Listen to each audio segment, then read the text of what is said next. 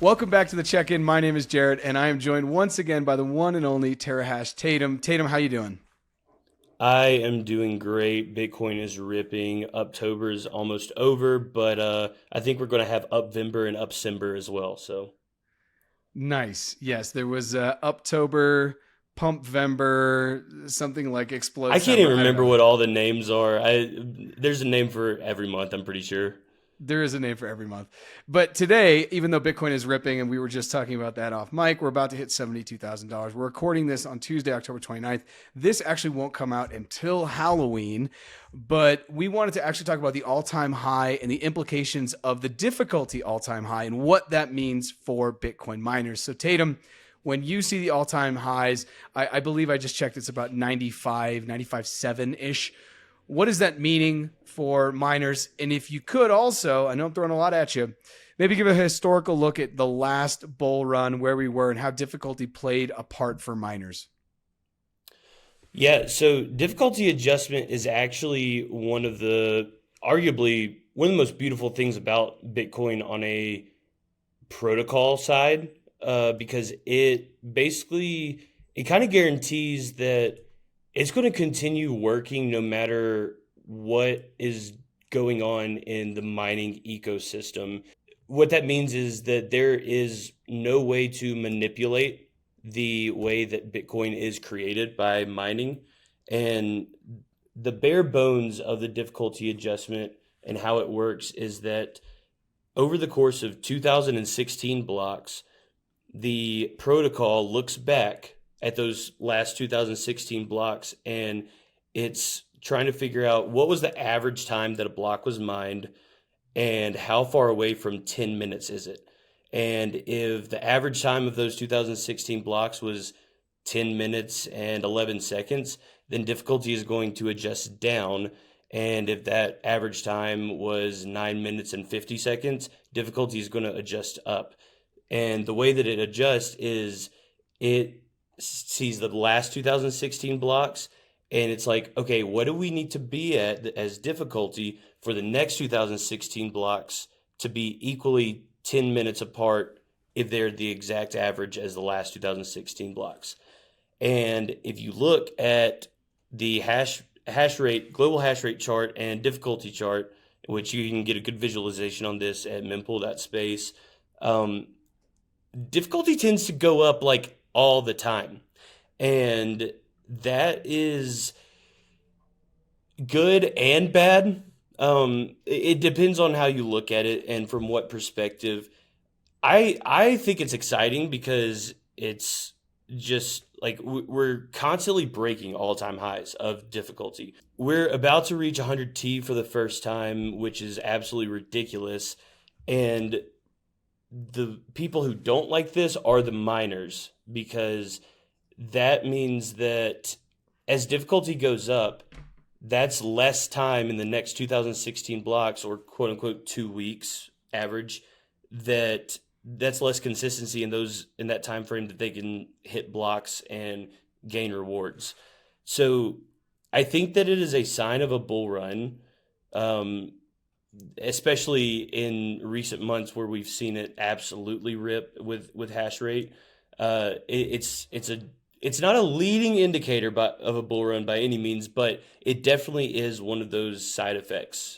When do you think we're going to hit 100T? We're at, as I said at the time of this recording, let me just open up right now. We're at 95.7, and it has been increasing. I'm looking for the next difficulty change, but it feels like I think it's going to be the last one was, I think, like 7 days ago or something. Or no, sorry, no. Yeah, it was about 7 days ago. The next one is in about 6 days, and it's going to increase right now if everything stays consistent.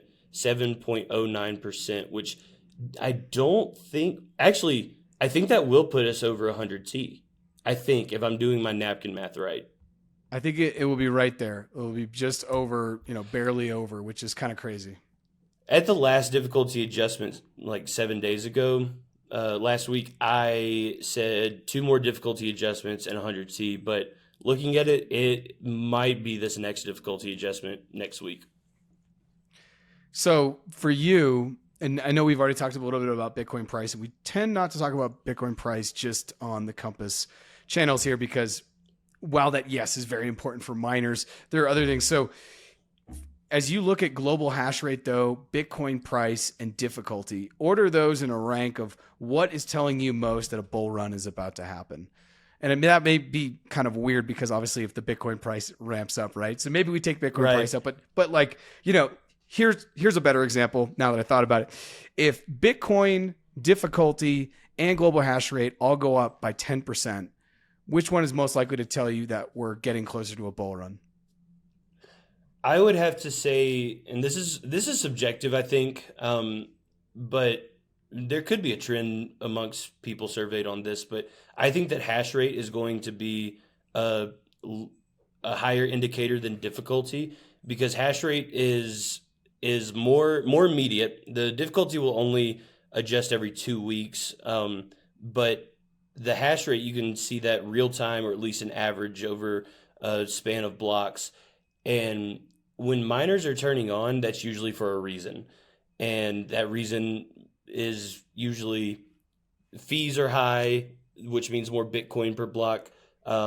Prices ramping up, so let's follow those coattails and try to catch some of those Bitcoin rewards. There might be some major news that's coming up that people expect to be bullish for Bitcoin, which they want to have that hash rate online ready to go whenever that news does happen. For instance, maybe it might be Trump speaking at the Bitcoin conference or something like that. But the hash rate is as volatile as it is always up, more so than the price of Bitcoin. And you'll see ramp ups at different points of the year, different points of the cycle, especially it's getting colder, curtailment season is leaving. That means more miners are going to be staying on, more miners are going to be coming on in these climates that may not be suitable for miners outside of the winter months. So I think that there's a lot of moving parts. There's a lot of causes. There's a lot of effects, but all of them are pointing towards bull market confirmed. This cycle is different. It always is, but things are looking good. Absolutely. And this has inspired me. We're going to put up a post on X. So if you're watching this, go ahead and we'll throw it up on screen, but click the link in the description. You can go vote and it will be a very simple poll. And I'm interested to do this now. What is a bigger indicator of a bull run, global hash rate increase or the difficulty increase? And I think that's going to depend whether you're a miner or not, first of all. And then if you are a miner, then how you think about those two things, right? Is it the thing that changes every 2 weeks or the thing that is changing all the time? Like you said, hash rate could go up 30% in a day, could go down 30%, maybe with a curtailment. So very interesting. And Tatum, also I wanted to add that one thing with difficulty and hash rate is they tend to trend together. However, depending on who is running the miners, that increase of difficulty may discourage people from having their hash rate online because it's too difficult. So sometimes in a smaller window, difficulty and hash rate could be inverse. Yeah, 100%. And we've seen that when there was a big spike, I think in the last 6 months, and I remember seeing that where there was just so much hash that went online that the difficulty jumped, and then you kind of saw a little a peak and then a valley, I guess you could say, of maybe people who are like, wait, this may be too competitive, especially in the 6 months after the halving where people are definitely changing out machinery as they're trying to upgrade their fleet. It was totally a moment where like, yeah, maybe these miners can no longer kind of, hold water anymore. Tatum, thank you for hopping on the check-in this week. This has been great. If you're watching this on YouTube, go ahead and subscribe. You're listening to this on a podcast platform, please go ahead and subscribe. Be sure you're following us on X, LinkedIn, and YouTube at Compass Mining, and we will see you next week. Thank you so much, Tatum.